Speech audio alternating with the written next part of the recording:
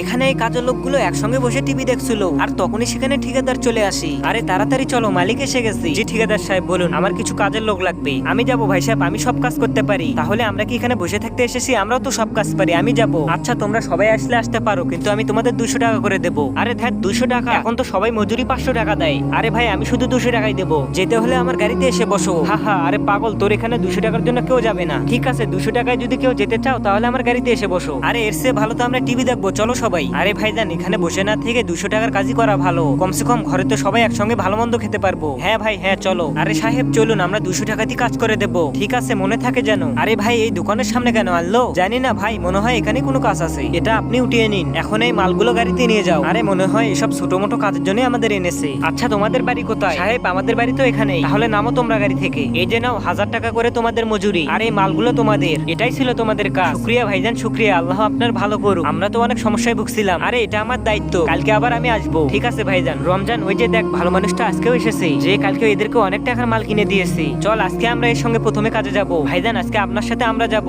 আমাদের 200 টাকা করে দিন, আর আমাকে 150 টাকা দিলেও হবে। ভাইজান আমরা এসে গেছি, আজকে তোমাদের না, আজকে এদের নিয়ে যাব। ইয়ে ইয়ে।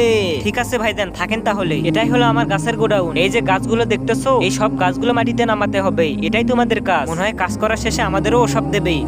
আরে ভাই আজকে তো অনেক কষ্ট হচ্ছে। চল চল আরেকটি শুধু বাকি আছে। শুকরিয়া, খুব তাড়াতাড়ি কাজ শেষ হয়ে গেল। আরে ভাই কাজ তো তোমরা খুব তাড়াতাড়ি করেছো।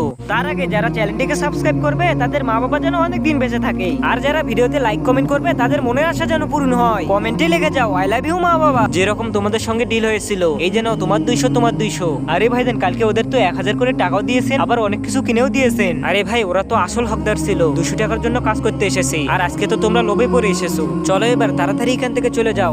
আরে ভাই সাহেব এটা কি করলেন?